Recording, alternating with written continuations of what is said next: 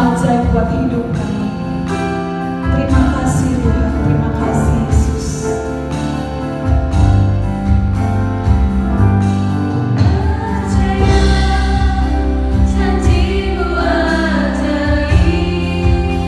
Terukir buat hidup kami. Kami mau berserah penuh kepadamu Tuhan.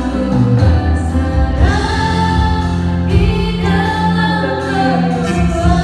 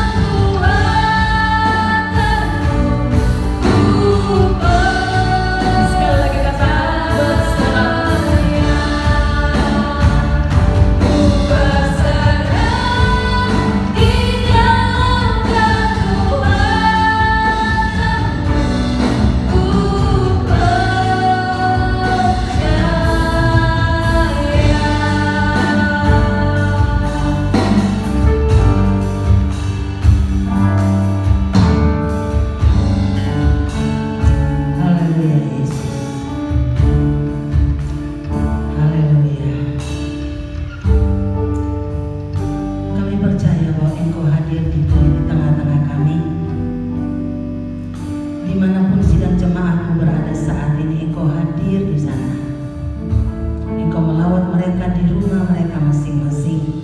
Dan Engkau menguasai hati, pikiran, dan perasaan kami semua, sehingga pada hari ini firman-Mu yang akan ditaburkan akan tertanam di dalam hati kami, bertumbuh dan berbuah dalam kehidupan kami hari lepas hari.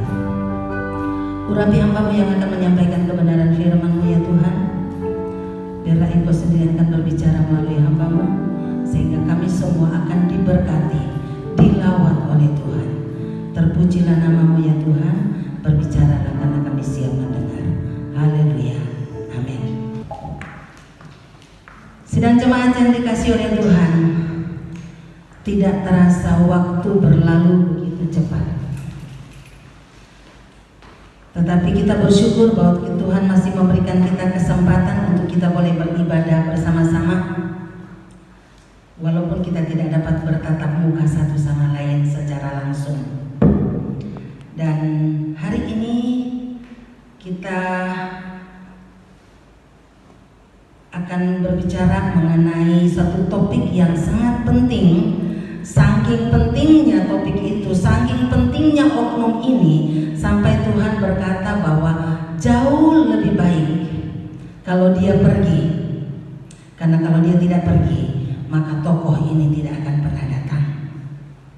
Oleh karena itu saudara yang kekasih, mari kita akan mengawali pembacaan firman Tuhan yang akan kita buka dari Kisah Para Rasul pasal yang pertama, ayat yang ke-4 sampai dengan ayat yang ke-8. Demikian bunyi firman Tuhan. Pada suatu hari ketika ia makan bersama-sama dengan mereka, ia melarang mereka meninggalkan Yerusalem dan menyuruh mereka tinggal di situ, menantikan janji Bapa yang demikian katanya, telah kamu dengar daripadaku, sebab Yohanes membaptis dengan air, tetapi tidak lama lagi kamu akan dibaptis dengan Roh Kudus.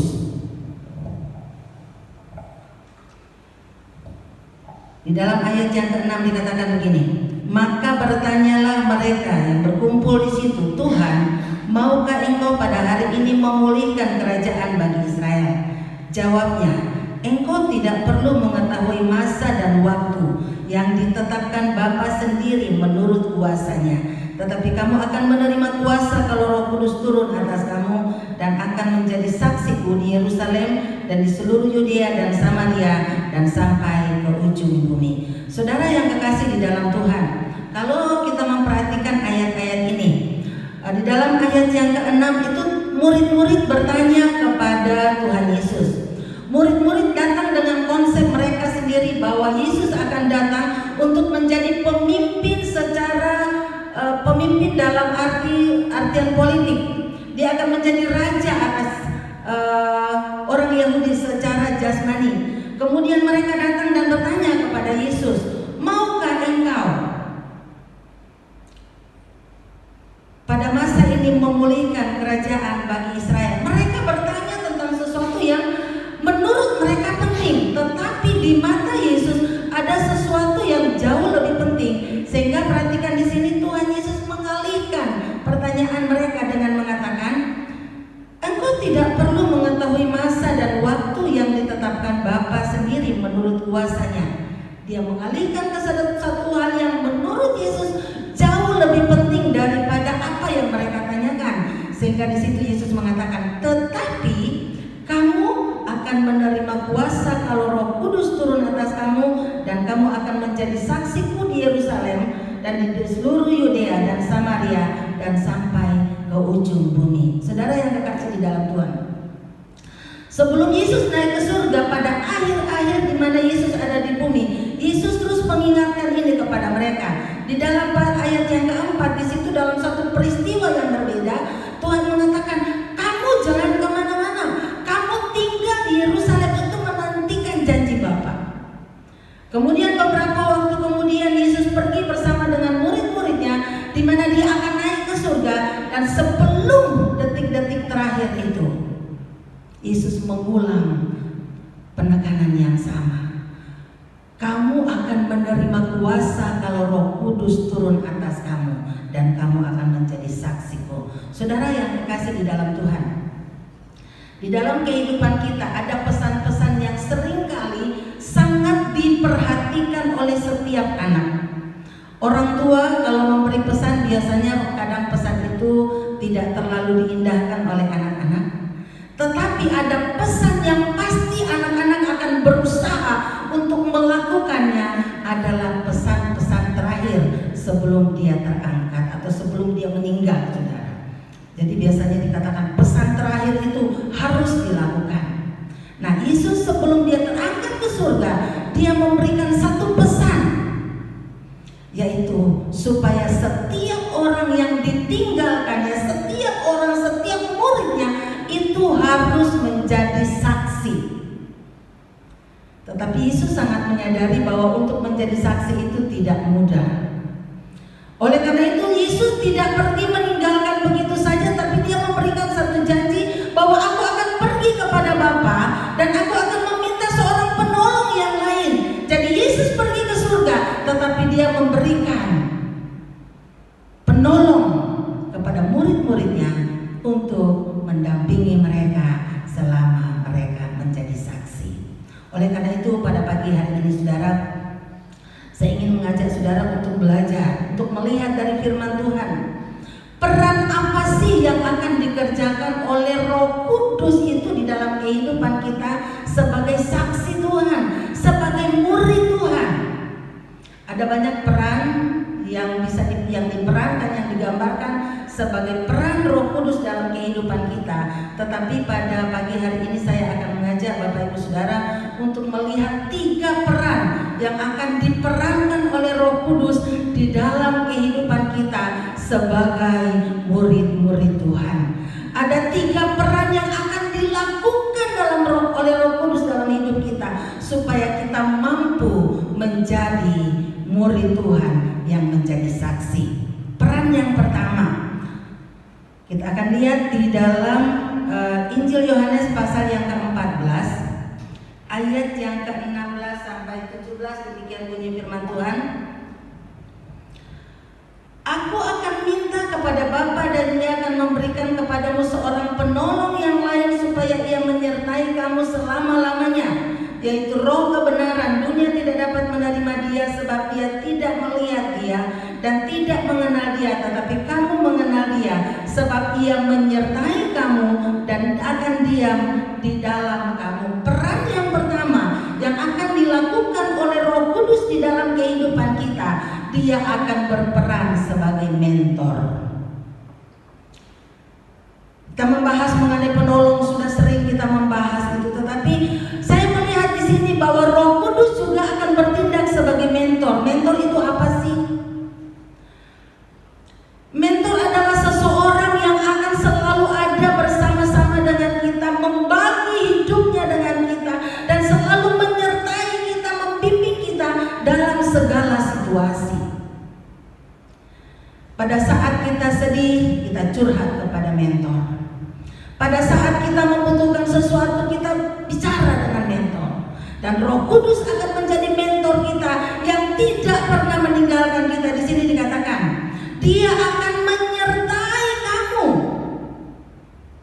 Dia akan selalu menolong kita. Dikatakan seorang penolong. Mentor itu berfungsi sebagai penolong di dalam kehidupan kita. Kalau ada seorang pegawai yang ingin meningkatkan karirnya, maka dia membutuhkan seorang mentor. Seorang hamba Tuhan yang ingin menjadi lebih berhasil dalam pelayanannya, dia membutuhkan seorang mentor. Tetapi kita bersyukur, di samping mentor manusia, sebenarnya Tuhan sudah memberikan kita mentor yang jauh lebih hebat, yang selalu ada bersama-sama dengan kita kapanpun dan dimanapun kita berada. Dia selalu siap, saudara. Pada saat kita susah, kita bisa curhat kepada mentor kita. Kalau kita curhat kepada sembarang orang, bisa saja curhatan kita menjadi bahan omongan. Tetapi kalau kita curhat kepada Roh Kudus sebagai mentor kita yang agung, maka Dia akan selalu memberikan solusi bagi kita, membimbing kita, menjelaskan segala sesuatu kepada kita. Peran yang kedua, di dalam ayat ayat yang ke-26 di sana dikatakan begini. Tetapi penghibur yaitu Roh Kudus yang akan diutus oleh Bapa dalam namaku, dialah yang akan mengajarkan segala sesuatu kepadamu dan akan mengingatkan kamu semua yang telah kukatakan kepadamu. Peran yang kedua yang akan dilakukan Roh Kudus di dalam kehidupan kita adalah peran seorang guru. Setiap manusia punya guru. Setiap manusia perlu guru. Sejak kecil, sejak anak masih kecil, anak usia 6-4 tahun, kita sudah mulai membawa dia ke sekolah supaya apa? Dia diajar oleh seorang guru. Bahkan seringkali anak-anak jauh lebih percaya kepada gurunya daripada orang tuanya. Anak kecil. Nah, Roh Kudus adalah seorang guru. Peran seorang guru itu apa? Dia akan mengajar kita tentang segala sesuatu. Dia adalah yang akan menuntun kita. Dia akan mengajarkan sesuatu yang belum kita ketahui. Oleh karena itu, kalau di sini dikatakan Roh Kudus itu, roh kebenaran itu akan mengajar kita. Berarti dia adalah seorang guru. Seorang guru akan selalu membimbing muridnya. Guru yang baik akan selalu membimbing muridnya. Mungkin ada kalanya pelajaran-pelajaran yang kita pelajari kita lupa, tetapi guru yang baik akan kembali membimbing, mengingatkan kepada murid-muridnya apa yang sudah dipelajari, diajarkan. Dan di sini Tuhan Yesus berkata, tetapi penghibur yaitu Roh Kudus yang akan diutus oleh Bapakku, dialah yang akan mengajarkan segala sesuatu kepadamu dan akan mengingatkan kepadamu akan semua yang telah kuperintahkan kepadamu. Guru sebagai Roh Kudus sebagai guru, dia akan mengajar kita. Banyak kali waktu kita membaca Alkitab kita tidak mengerti. Bahkan rasanya Alkitab itu rasanya susah sekali untuk kita pahami. Tetapi kalau kita mengandalkan Roh Kudus, selalu bertanya kepada Roh Kudus, selalu bertanya, Tuhan apa maksudnya? Tuhan akan, maka Roh Kudus akan mengajar kita, menerangi kita, sehingga itu akan kita pahami apa maksudnya. Beberapa waktu yang lalu saya mengajak seseorang untuk membaca Alkitab, dan saya mengatakan bahwa kita harus mengisi pikiran-pikiran kita dengan sesuatu yang positif. Kita isi dengan firman Tuhan. Tetapi banyak kali saya mendapatkan jawaban bahwa seringkali saya baca Alkitab tetapi tidak mengerti. Ingatlah bahwa Roh Kuduslah yang akan mengajarkan kita tentang segala sesuatu yang ada di dalam Alkitab ini. Jadi andalkanlah Roh Kudus di dalam kita belajar firman Tuhan, supaya firman Tuhan itu dapat kita pahami. Peran yang ketiga yang akan dilakukan oleh Roh Kudus di dalam kehidupan kita ialah peran seorang pemimpin. Di dalam Kisah Para Rasul, di dalam Injil Yohanes pasal 16 ayat 13 di sana dikatakan begini. Tetapi apabila Ia datang, yaitu Roh kebenaran, Ia akan memimpin kamu ke dalam seluruh kebenaran. Sebab Dia tidak dapat berkata-kata dari dirinya sendiri, tetapi segala sesuatu yang didengarnya, itulah yang akan dikatakannya, dan Ia akan memberitakan kepadamu hal-hal yang akan datang. Peran seorang pemimpin, pemimpin itu adalah seorang yang akan selalu mengarahkan pegawai-pegawainya, mengarahkan orang-orang yang ada di bawah pimpinannya untuk menuju kepada satu rencana yang sudah direncanakannya dengan matang. Nah, Roh Kudus sebagai pemimpin, dia akan mengarahkan kita langkah-langkah yang harus kita tempuh. Roh Kudus sebagai pemimpin, dia akan memimpin kita. Di sini dikatakan memimpin kita ke dalam segala kebenaran. Banyak kali di dalam kehidupan kita tidak mengerti apa yang harus kita lakukan. Dalam menghadapi suatu masalah, kita bingung apa yang harus kita lakukan. Tetapi kalau kita bertanya kepada pemimpin kita, bertanya kepada Roh Kudus, maka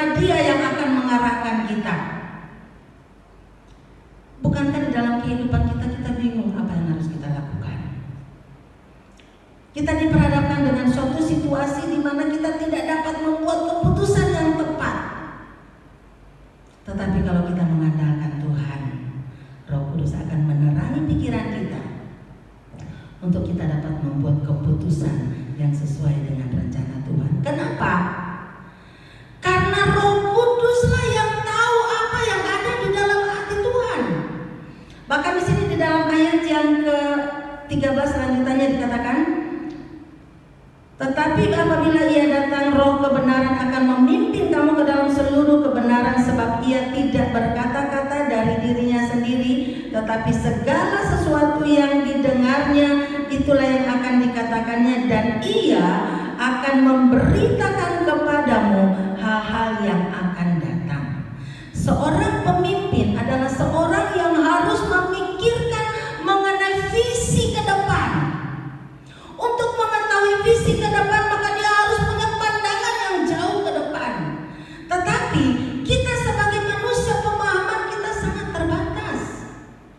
Tetapi di sini dikatakan, dia akan memberitahukan kepada kita hal-hal yang akan datang.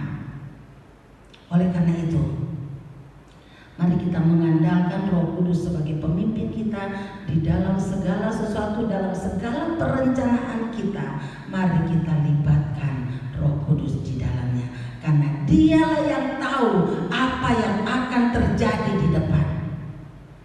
Dia tahu apa yang ada di depan sana, karena Dia tahu betul.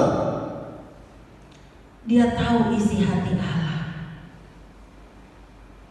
Bahkan firman Tuhan katakan, pada saat kita tidak tahu bagaimana kita harus berdoa, maka Roh Kudus akan menolong kita untuk berdoa. Roh Kudus akan mewakili kita untuk berdoa, karena Dia yang mengenal isi hati Allah. Dia yang tahu kehendak Allah. Maka mari kita jadikan Dia sebagai pemimpin yang betul-betul kita mengikuti pimpinannya. Maka percayalah bahwa segala rencana kita akan berhasil. Karena apa? Bukan kehendak kita, tetapi kita mengikuti pimpinan pemimpin kita, yaitu Roh Kudus. Saudara yang kekasih di dalam Tuhan, banyak kali kita diperhadapkan kepada situasi yang membingungkan kita. Tetapi kalau kita mengandalkan Roh Kudus, kita mengandalkan Tuhan, maka Tuhan akan memimpin kita. Kalau Tuhan Yesus memberikan satu tugas kepada kita, kamu akan menerima kuasa kalau Roh Kudus turun atas kamu, maka kamu akan menjadi saksiku di Yerusalem dan seterusnya.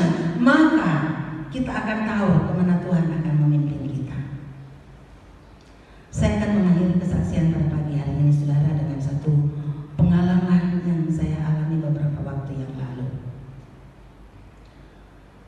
Suatu kali pagi-pagi di rumah saya lagi mau masak sebenarnya, tetapi tiba-tiba hati saya kayak menyuruh saya, ada suatu gerakan di dalam hati saya, kamu pergi, dan tiba-tiba saya pergi ke belakang rumah sana. Saya masuk ke sana dan tiba-tiba saya masuk ke dalam gang-gang kecil dan saya ketemu dengan seseorang di situ. Ada seorang bapak yang sedang duduk dan sangat sedih. Kemudian saya langsung berhenti dan tanya, kenapa? Kemudian bapak itu curhat kepada saya, kemudian singkat cerita, saya mengajak bapak itu berdoa, saya mengajak dia untuk menerima Tuhan, dan puji Tuhan dia akhirnya mau terima Tuhan. Saya ajak dia berdoa dalam nama Tuhan Yesus, dan puji Tuhan dia katakan setelah dia berdoa kepada Tuhan Yesus, hatinya menjadi sangat damai. Dan dia mengatakan, setelah berdoa, hati saya menjadi tenang, dan puji Tuhan sampai hari ini, setiap kali saya ketemu bapak itu, dia mengatakan saya tenang sekali, saya senang, dan dia terima Tuhan Yesus pada hari itu. Tuhan yang memimpin kita, Roh Kudus yang menggerakkan kita untuk melangkahkan kaki kita kemana Dia mau memimpin kita. Tapi persoalannya adalah, apakah kita peka mendengar suaranya dan mau melangkah sesuai dengan pimpinannya? Itu yang seringkali menjadi masalah buat kita, karena kita kadang sulit untuk membedakan mana suaranya Tuhan, mana suara saya. Mana keinginan Tuhan, mana keinginan saya. Oleh karena itu pada pagi hari ini saya ingin mengajak Bapak Ibu Saudara untuk selalu bertanya kepada Tuhan, bertanya kepada Roh Kudus sebagai guru yang agung, sebagai pemimpin yang ajaib, sebagai mentor yang selalu ada bersama-sama dengan kita. Banyak kali kita menjadi gagal karena apa? Kita punya mentor tapi tidak bertanya kepada mentor kita, tidak meminta pendapatnya, tidak meminta nasihatnya. Kita punya guru tetapi kita tidak mau menghargai guru kita. Kita seringkali bahkan tidak mau bertanya kepada guru kita. Kita punya pemimpin tetapi kita tidak taat kepada pemimpin kita. Kita mau melaksanakan apa yang kita mau. Tetapi mari pada pagi hari ini ingatlah, Roh Kudus adalah mentor kita. Roh Kudus adalah guru kita. Roh Kudus adalah pemimpin kita yang selalu ada setiap saat, kapanpun kita minta pertolongannya. Pertanyaannya, apakah kita mendengarkan Dia? Apakah kita mau melakukan pimpinannya dan bimbingannya? Saya bersyukur pada Tuhan. Kalau hari itu mungkin saya tidak mengikuti dan saya hanya berpikir, udahlah saya lebih baik masak di rumah. Saya tidak mengikuti gerakan yang Tuhan taruh di dalam hati saya. Mungkin saya tidak akan pernah mengajak orang itu untuk terima Tuhan. Dan puji Tuhan, beberapa hari kemudian istrinya pun menerima Tuhan. Saudara, tugas utama yang Tuhan berikan kepada kita sebelum Dia naik ke surga untuk menjadi saksi Tuhan, membawa orang, menjadikan semua bangsa murid Tuhan, tetapi untuk menjadi pembawa pemenang jiwa, untuk menjadi saksi Tuhan, kita perlu Roh Kudus yang akan memimpin kita. Mari kita akan tunduk kepala, kita merenungkan kebenaran firman Tuhan ini. Haleluya Yesus. Sudahkah kita menjadi saksi Tuhan? Sudahkah kita membuka mulut kita untuk bercerita tentang Tuhan kepada orang-orang yang ada di sekeliling kita? Sudahkah kita menyaksikan kasih dan pertolongan Tuhan kepada orang lain yang ada di sekeliling kita yang belum mengenal Tuhan? Mari kita katakan, Tuhan,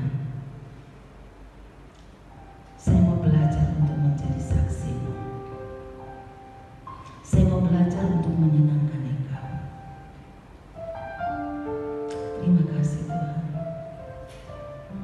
Ku mau hidup seturut kehendak Tuhan. Ku mau memberi semua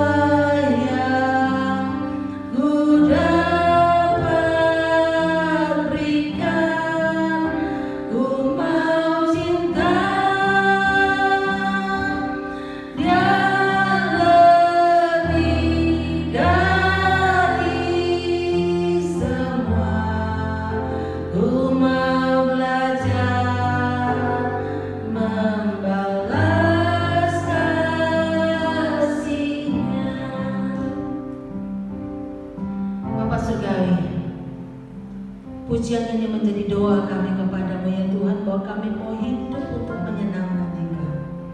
Kami mau belajar untuk membalas kasih-Mu yang begitu besar bagi kami dengan cara menjadi saksi-Mu, menyaksikan kasih-Mu kepada orang-orang di luar yang belum mengenal Engkau.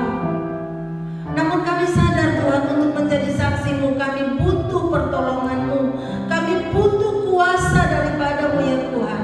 Dan kami bersyukur bahwa Engkau sudah memberikan seorang penolong yang akan menolong kami, yang akan menjadi mentor bagi kami, menjadi penolong dan mendampingi kami dalam situasi apapun untuk menjalankan tugas kami sebagai seorang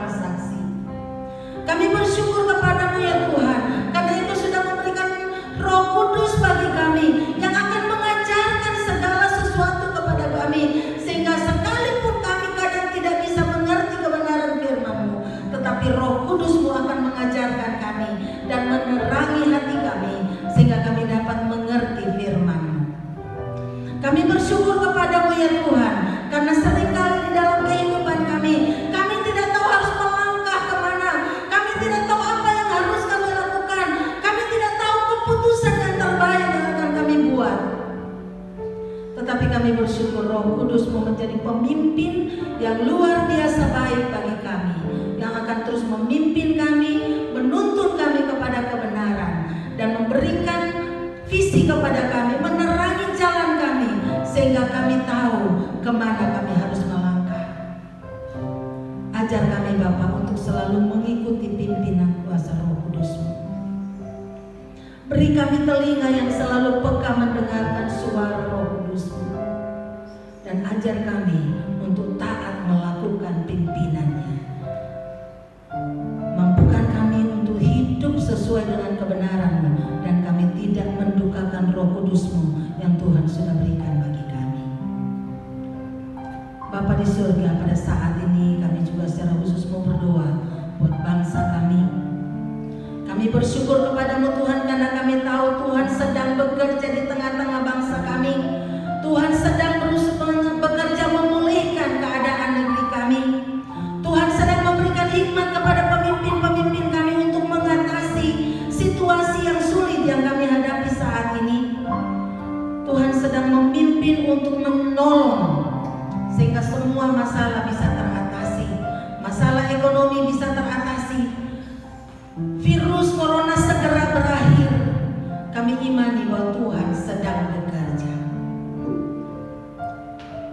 Kami berdoa pada saat ini buat orang-orang yang masyarakat yang sedang mengalami kesulitan ekonomi. Tuhan akan menggerakkan tangan-tangan kami dan tangan-tangan orang yang Tuhan mau pakai untuk menjadi perpanjangan tangan-Mu menolong mereka yang kekurangan.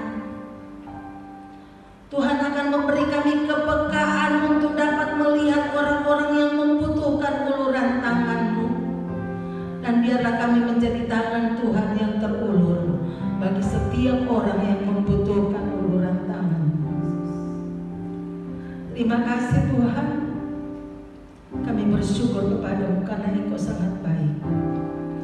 Kami percaya bahwa Engkau bekerja di tengah-tengah kami, bekerja di tengah-tengah sidang jemaat-Mu dimanapun mereka berada, sehingga tidak ada di antara mereka yang kekurangan makan, karena Engkau akan memberkati mereka melalui orang-orang yang ada di sekeliling mereka, melalui kami yang ada. Tuhan, pakailah kami, jadikan kami tangan-Mu yang terulur untuk orang-orang yang membutuhkan uluran tangan.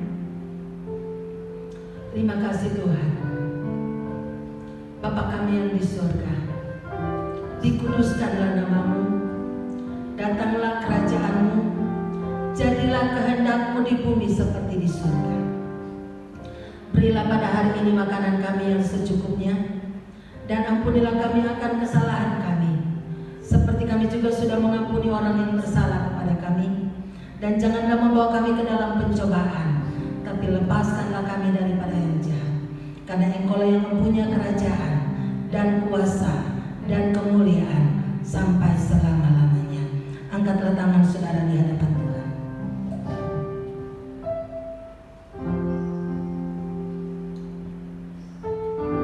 Tuhan memberkati engkau dan melindungi engkau. Tuhan menyinari engkau dengan wajah-Nya dan memberi engkau kasih karunia. Tuhan menghadapkan wajah-Nya kepadamu dan memberi engkau damai sejahtera. Kiranya damai sejahtera Allah yang melampaui segala akal menguasai hati, pikiran, dan perasaan saudara dan saya mulai hari ini sampai Maranatha Tuhan Yesus datang kembali. Haleluya. Amin. Tuhan memberkati. Selamat pagi.